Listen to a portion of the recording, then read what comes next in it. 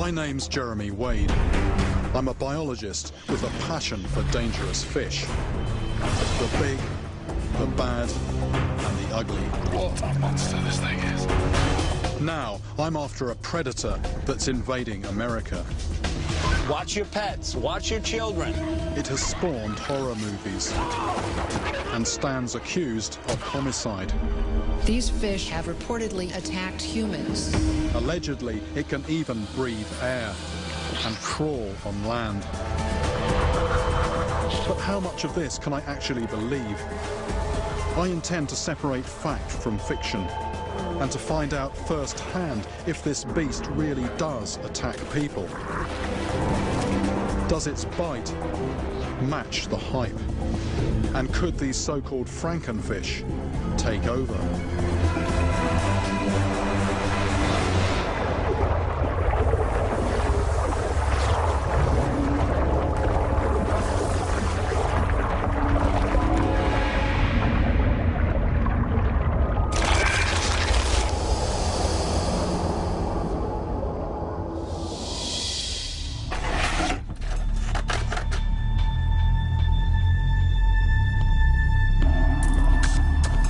I've been investigating dangerous freshwater fish for over 20 years, but I've never come across an animal quite like this before. According to this website, they hunt in packs. It says here they have a poisonous bite, cannibalistic, eats everything in its path, breathes air and walks on land. Some of these reports make it sound like some kind of primeval throwback. A creature from before the dinosaurs, when fish were first starting to crawl out of the swamps. There's a story here from Malaysia of a man apparently castrated. And another story here from Thailand, apparently somebody killed.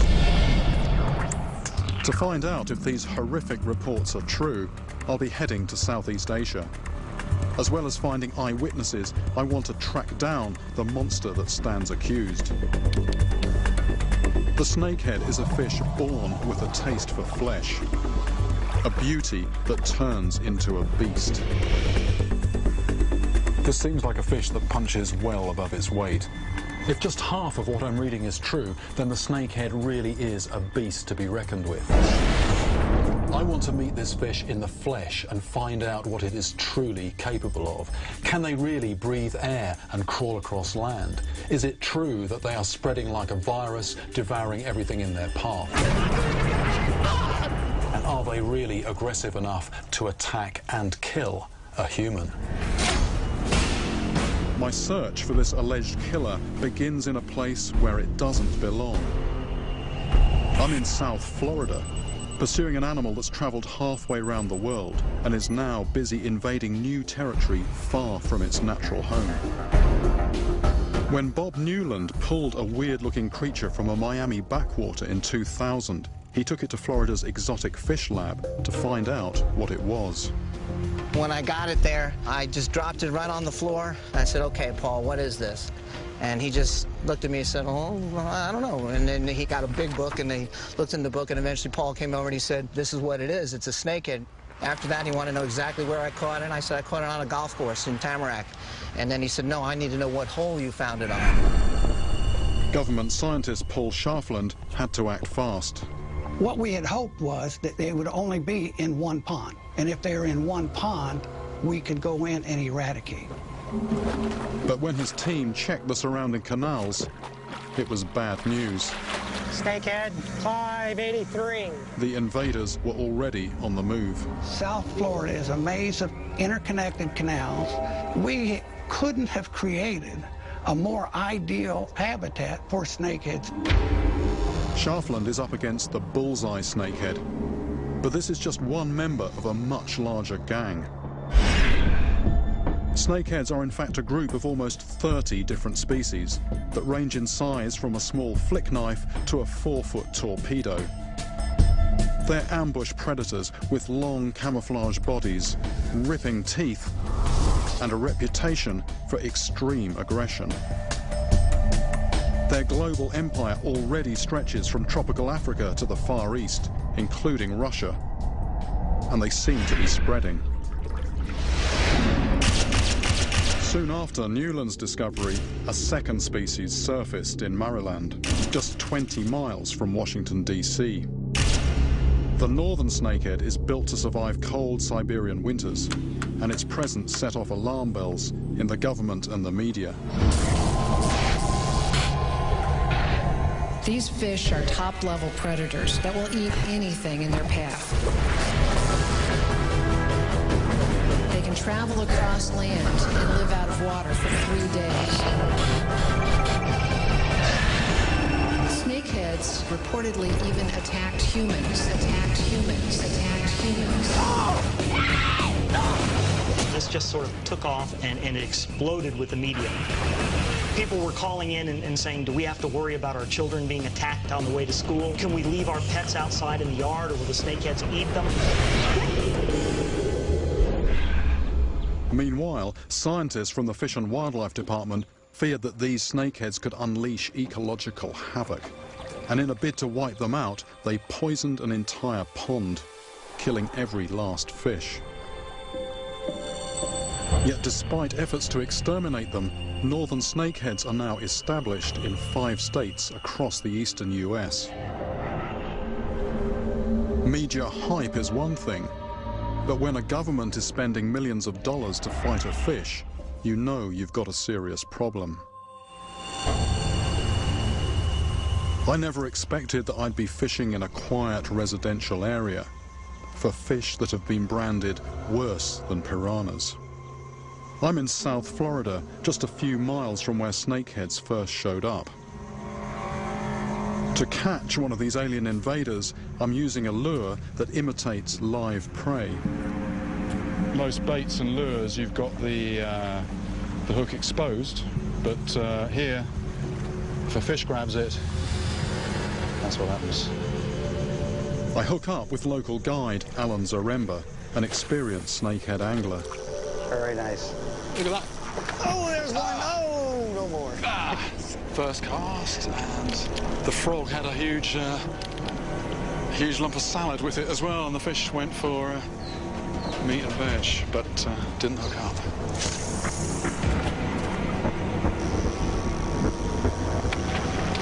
That was a hit and a miss. That's another snakehead. The problem with the snakeheads, when they attack, you get one shot at them. They don't come back for a second shot. But what do they eat? I mean, it's not just fish, is it? They'll eat anything that's moving that they can ambush. The adults at least appear to be lone hunters. They're not swarming in packs like piranhas. But as I work the banks, it's clear that these canals are crawling with snakeheads. Oh, yes, what?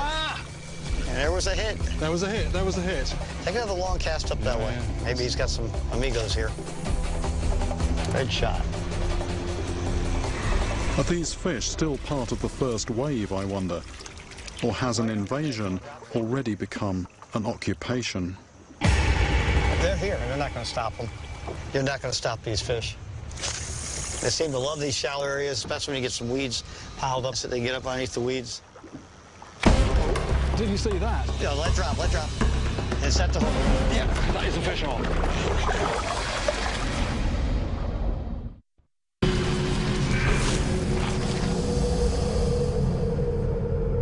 I'm in a leafy Miami suburb, tracking down an illegal immigrant with a violent reputation. Did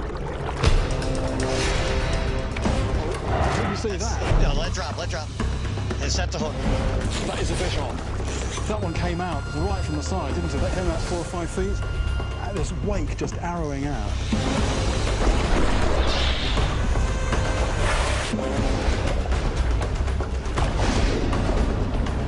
I've hooked my first snakehead, and what it lacks in size, it more than makes up for with attitude. There we go. That's it. Oh, a bullseye snakehead. So now I've actually got my hands on one of these things, I can see why it's called a snakehead. Very long, thin, still muscular fish. I think very often, fish which are long and quite snake-like, do give quite strong fights. And this particular one is called a bullseye snakehead. It's got this eye spot on the tail. Have a look inside the mouth. There we go. That's definitely the mouth of a predator. All those teeth there. And it's not just smaller fish that it eats things like frogs. I mean, that's what I was using, an imitation frog, but also things like lizards, rats, even small ducks.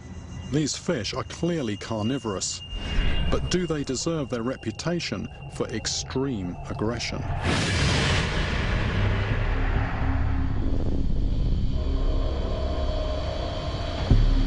It's very easy to go on the internet, and just in a matter of a few minutes you can find stuff like this.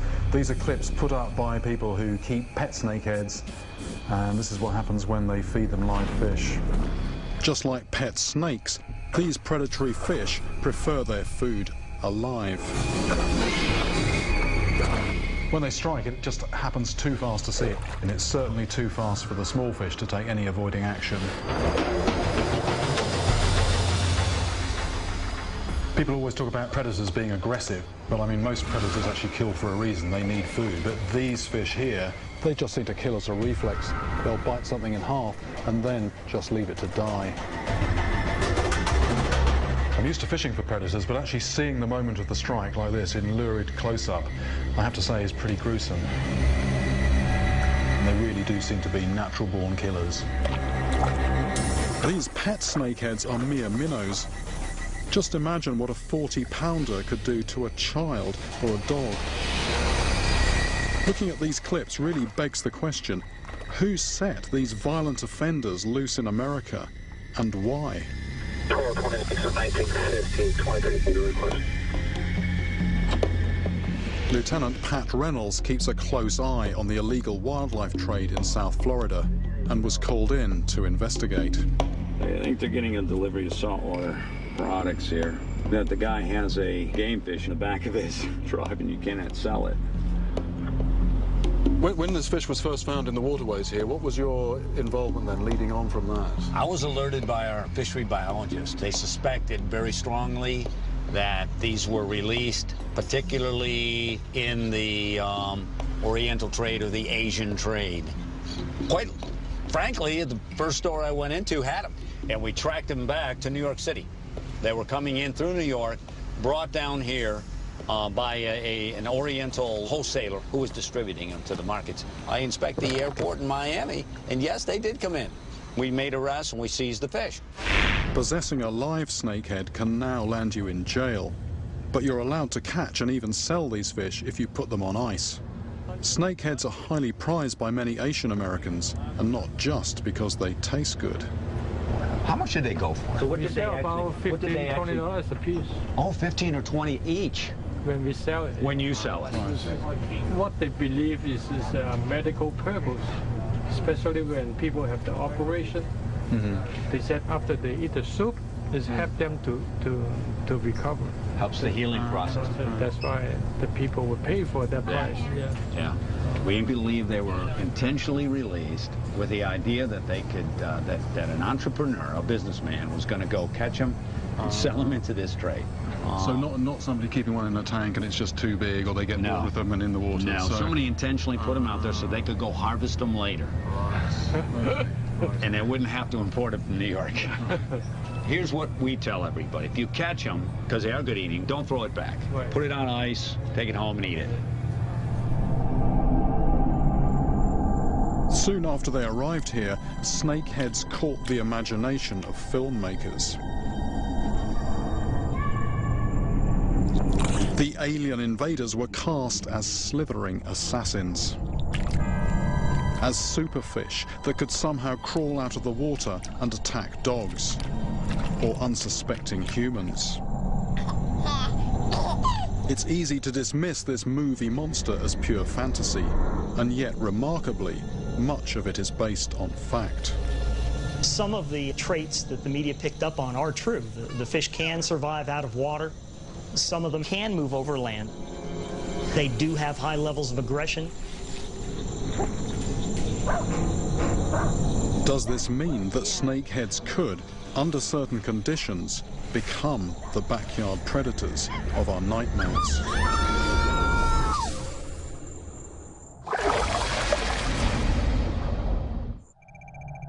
Aside from fish, which other dangerous river monster have I recently encountered?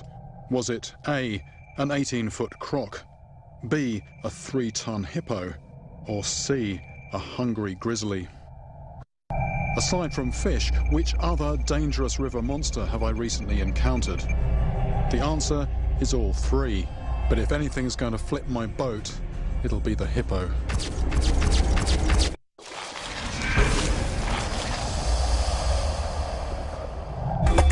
I've seen how aggressive snakeheads can be in water. But could these fish ever live up to their billing in the movies and launch an attack on land?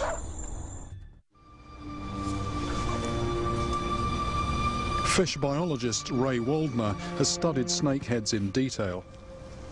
It is an air breather. It can use atmospheric oxygen. You'll see the fish come up to the surface and literally lift its head up a little bit, grab a mouthful of air, and then submerge again. Snakeheads have a special chamber above the gills that acts as a simple lung. When it gulps air, oxygen diffuses into an encircling mesh of blood vessels.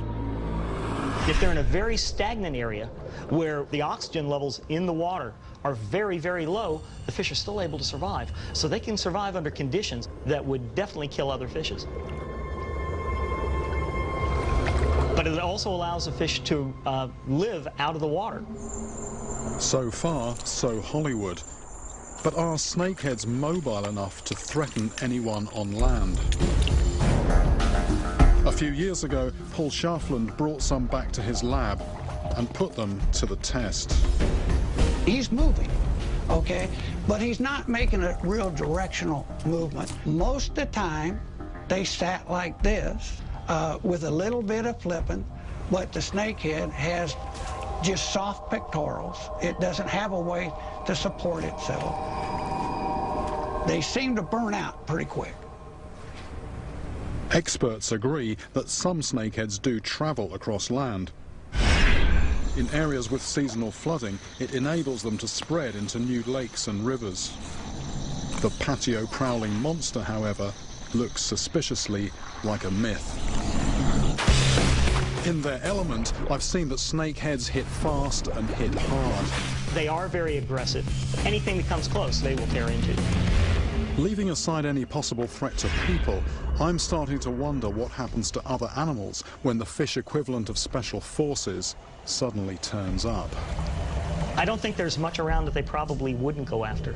Undoubtedly, the snakeheads are feeding on these native fishes, such as bass and sunfish.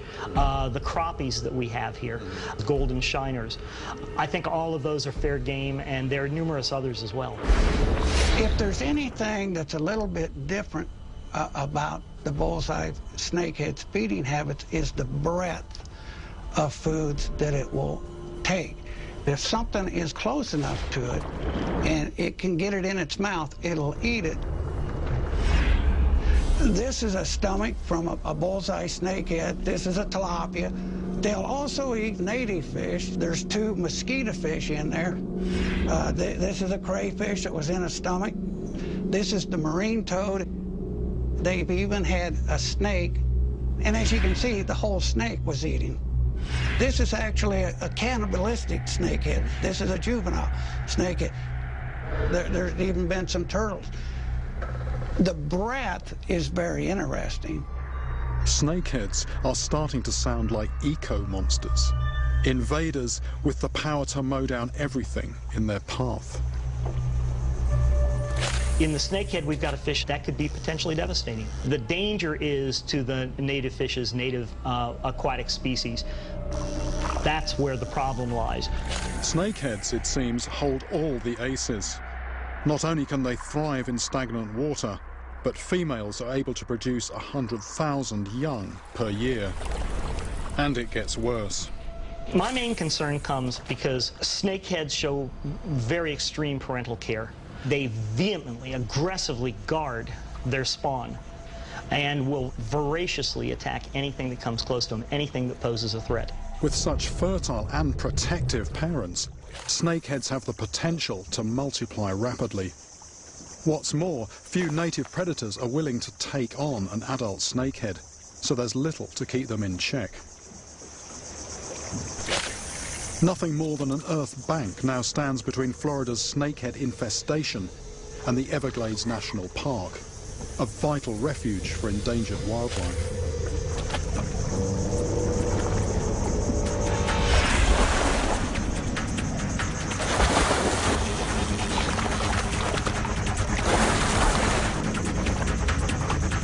How far these predators will spread is anyone's guess. But there is another alien invader that some people fear offers a disturbing preview of where the snakehead story is heading. It's a fish that's having quite an impact.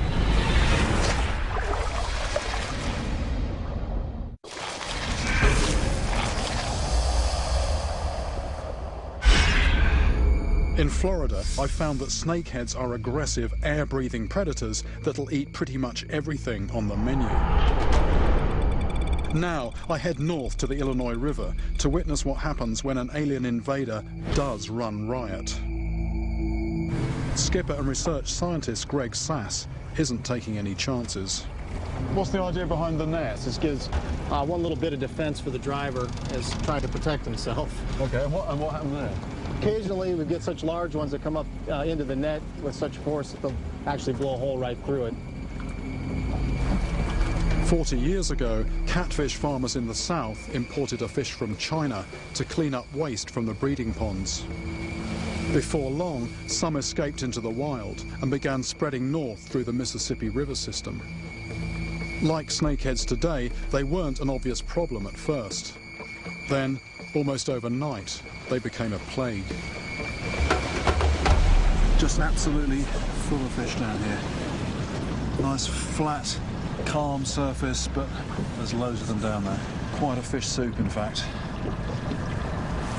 It's not until Greg accelerates, though, that the show begins.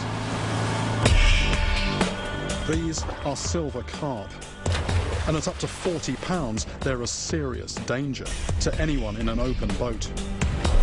Quite literally, they've smashed people's ribs and knocked people overboard.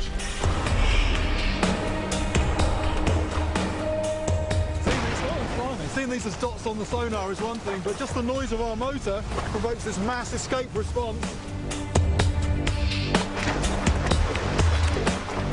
There's up to 13 tons of these fish for every mile in the river. And that's hundreds of miles. They go all the way down to the mouth of the Mississippi. Just 10 years ago, the carp were virtually unknown here. Now, they've all but taken over.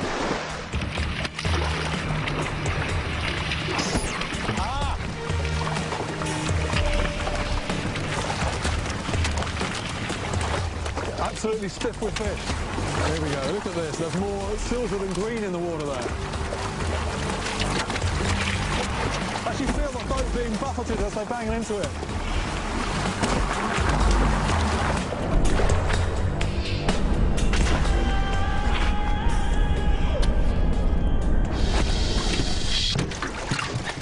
Whoops. So who needs a rod? These things just jump into the boat.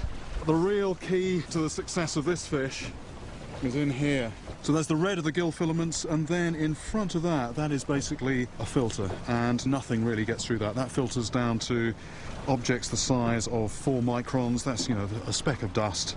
It's a bit like us feeding every time we breathe, basically. So that's why these things are putting on the weight. And by just removing everything from the water, they're leaving nothing for the native species, like buffalo, which are also filter feeders, but they're just not as good at it as these chaps are. So those native species, they're gradually losing weight. And, you know, if they get too thin, they're not able to breed, and that's just why these things are taking over. As they put the squeeze on native fishes, the carp are also knocking out an entire fishing industry. If a filter feeder can cause such damage, then what about a hardcore predator? Are snakeheads, like these silver carp, also destined to explode out of control? My guess is we're going to see some real problems arise in the next several years from snakeheads, both competing with and preying upon our native fishes. The fish had the potential to absolutely take over. Between them, the bullseye and northern snakeheads have what it takes to overrun most of North America. If they do, then fisheries worth over $30 billion to the economy could take a massive hit. And it doesn't end here. A third, much larger member of the gang has been turning up sporadically from Maine down to Arkansas. The giant snakehead is a beast that can weigh as much as a 5-year-old child. And it comes with a nasty reputation. I've heard stories of the giant snakehead attacking humans, and even a case of one individual being killed by a giant snakehead. To track down this would-be invader and find out if it really is as dangerous as people say, I must travel to the far side of the world. I'm in Thailand, and I waste no time heading up country.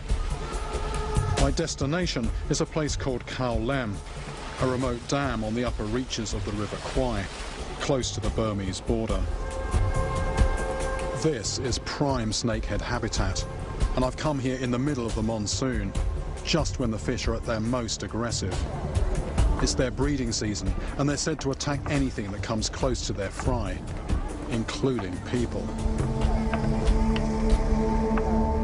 Yet the giant snakehead is also a popular food fish. Many people here farm them to sell. Snakehead really do lend themselves to this type of business, this type of culture. They are really, really tolerant to low oxygen levels in the water. And you can see they're coming up to the air, they're blowing out the spent air and taking another gulp. And also they look very pretty. They look very pretty when they're small. And you can absolutely understand why people will want to have those in their aquarium in Florida, for example. Even in these cramped conditions, the giant snakehead fry are thriving. By 1 month, they've doubled in size and are growing ever more hungry for flesh. Breakfast is pulped fish, but this ravenous swarm has never been hand-fed. So it's going to be a test of nerve for them, as well as for me. I've watched snakeheads not much bigger than these rip into finger-sized fish. There's one or two pecking, there's one or two.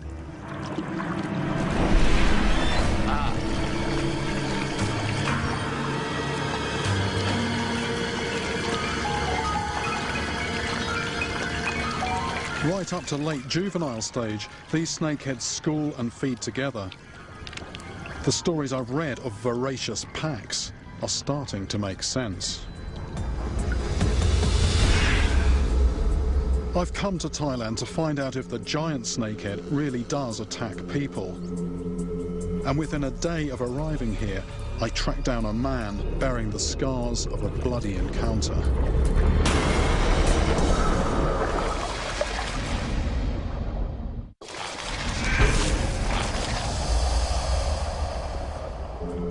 All the reports of snakehead attacks on humans concern just one species, the giant snakehead.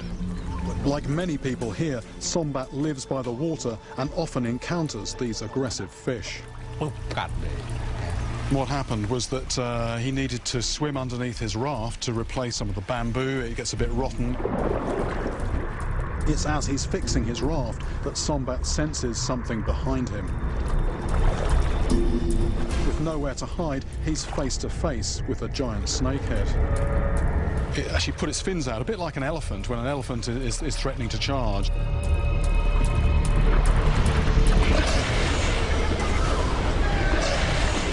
Before Sombat can move, the fish has savaged his foot. It was actually bleeding so bad that he went to the hospital. The people there didn't believe that it was a fish that was responsible. They thought it was a dog and actually ended up giving him rabies jabs. So, I mean, what we've got here is a very dramatic example of what appears to be a completely unprovoked attack. Sombat's story proves to me that a giant snakehead will attack something far bigger than itself. It seems to be a fish that really does punch well above its weight.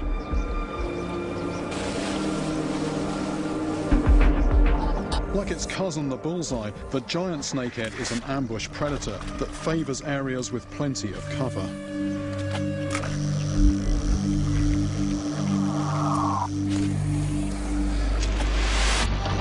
For several hours, I worked the banks and shallow bays of the dam without getting so much as a nibble. Fishing for snakeheads here is a world away from Florida, where the hits came thick and fast. With Sombat's story still fresh in my mind, I send a lure towards an abandoned raft. Oh, yes!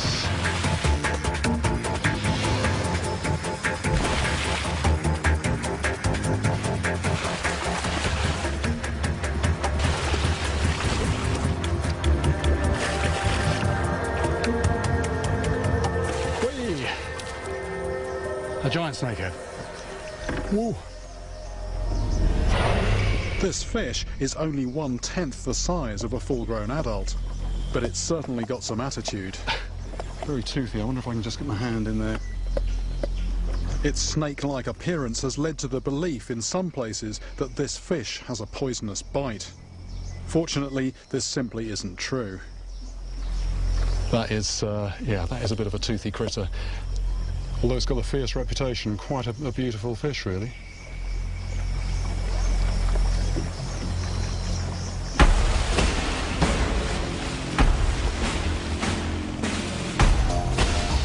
I've hand-fed the carnivorous fry and been snapped at by a bolshy juvenile. But everyone here tells me that if I want to catch the daddy, then I must first pay a visit to the man who knows how. To find this snakehead guru, I travel deeper into Khao Lem's muddy backwaters. Kun Da is the master hunter. Over the past 20 years, he's gained an unrivaled knowledge of his quarry. Forget nets or rods. For Da, catching a giant snakehead is more like armed combat. And his weapon of choice is the spear gun. The problem with this spear gun is that it takes a long time to reload. So Kun Da's actually invented his own rapid reload spear, which is much simpler but much more effective. The key feature of Da's homemade gun is that he can rearm it quickly. As he explains, this is crucial when you're hunting a fish that defends in pairs.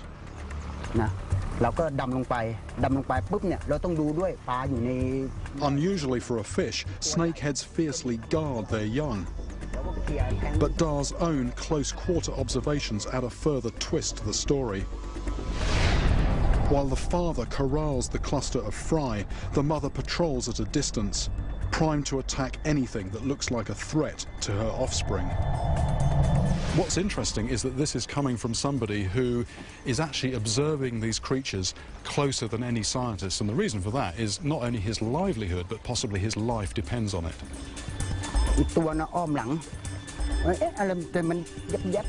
Da knows that if he shoots one snakehead, he still has to watch his back.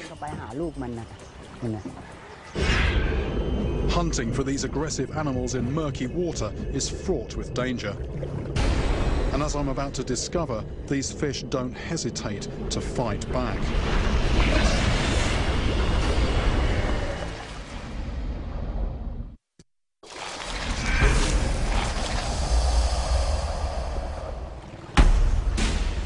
Stories of people being mauled by snakeheads are not uncommon round here. But now I've picked up a more disturbing lead. I crossed to the far side of Khao Lem Dam, just 12 miles from Burma. People sometimes slip across the border to fish here for a day or two, then melt back into the jungle with their catch. I'm used to tall tales, but the story I'm about to hear is so freakish that no one could possibly have made it up. Thai fisherman Kun Lang vividly recalls the Burmese couple that came here 3 years ago to hunt snakeheads.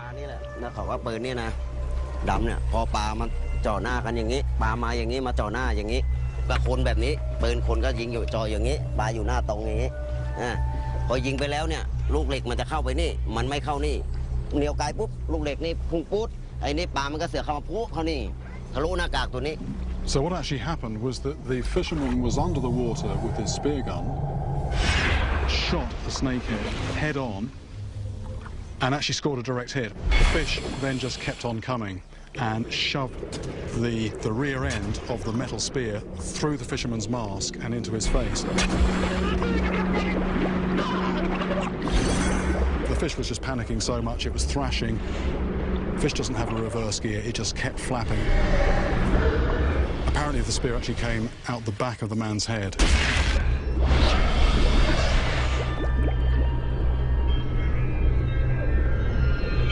The wife was still sitting in the boat, dived down into the water and found the fisherman dead.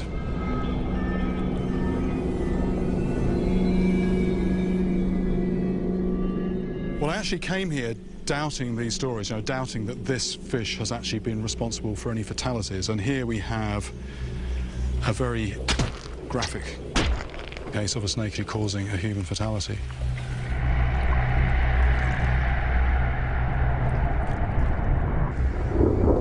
I've deliberately timed my trip here to coincide with the giant snakehead's breeding season. This is when the fish are at their most aggressive, as they guard their young against all comers. A fleeting ripple shows me where the fry have just surfaced to gulp air. By dropping my lure right on top of them, I'm trying to provoke a strike from one of the parents. But it seems that these canny adults know all about fishing lures. The only snakehead that has a go is a 10-inch juvenile. Small snakehead.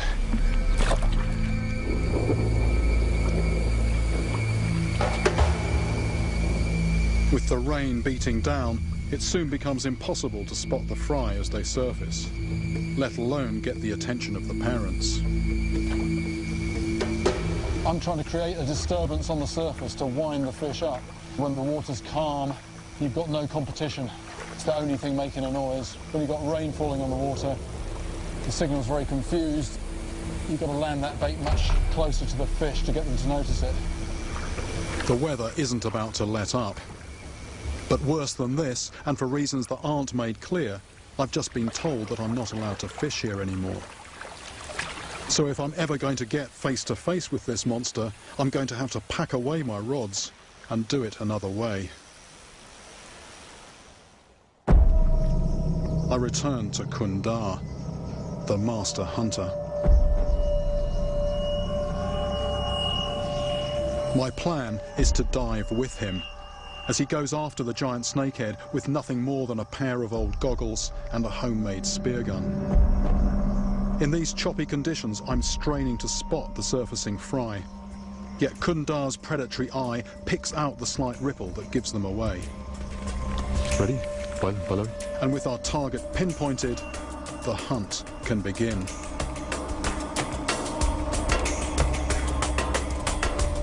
I'm getting a bit nervous. It is totally another world down there.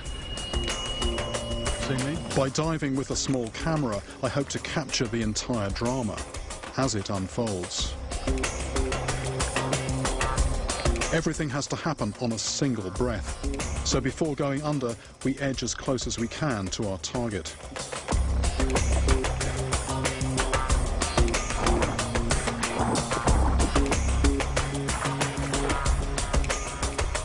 But when Dar suddenly slips in and vanishes without trace, he leaves me scrambling to catch up.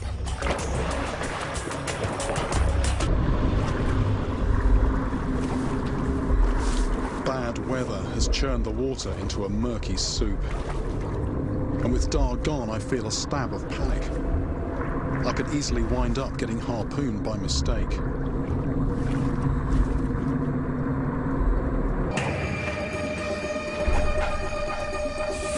The poor visibility is even hampering Dar. It's murky down there, it's murky. I'm having second thoughts about this. I'm starting to feel like human bait. But it's too late to pull out now. Dar is a man on a mission.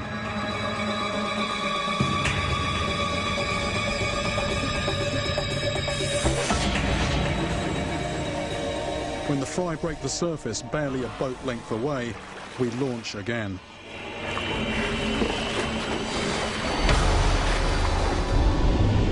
But our quarry has vanished into the murk, leaving Dar to hunt on instinct.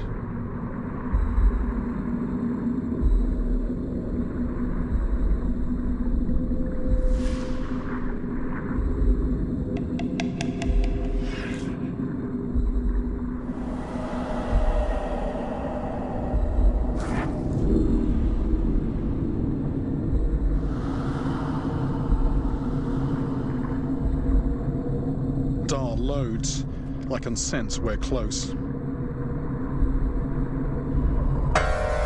Suddenly, we're in the heart of the swarm.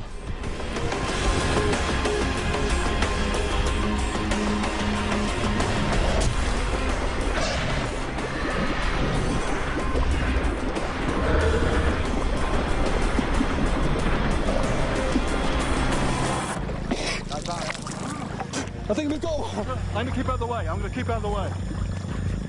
With a single, well-aimed shot, Dar has caught a giant snakehead. Sitting in a boat, dangling a line over the edge, believe me, is easy in comparison. Despite taking a direct hit, the fish simply seems to shrug it off. Oops, something like that. Having listened to accounts of its aggressive behaviour and seen for myself the scars on Sombat's foot, I'm well aware of what this river monster is capable of. So there we go. But that wonderful black and white coloration, that is very much something that the fry will identify with. Bright colour, it's calling to them. I expected this fish to end up as dinner, yet in a strange twist of fate, it's almost unharmed. Dar's spear has pierced the muscle of its back, but missed its vital organs. We're actually going to release this fish. This is catch and release spear fishing. I'm very nice that this is going to go back and it is going to recover. I'm just hoping it doesn't double back and have a go at me as a last farewell. She's actually free now. She can go if she wants.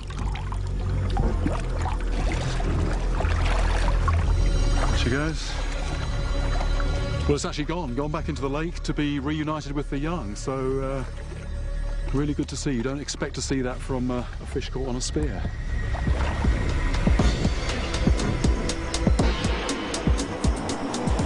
Of all the encounters I've had with dangerous fish, this had to be one of the most unnerving. Down in that murky water, I could hardly see anything. I didn't know if I was going to be attacked by the fish or maybe even end up myself on the end of Kundar's spear.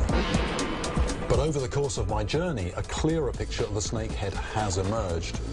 The two species that have reached America pose no direct threat to humans, although in the eyes of many, their presence is an unfolding environmental disaster. But in Southeast Asia, I have found a fish that does deserve to be called a monster.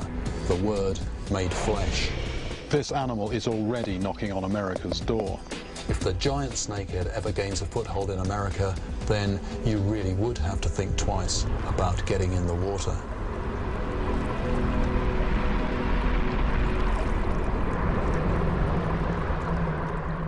Want more of the world's wildest, strangest and most terrifying freshwater horrors?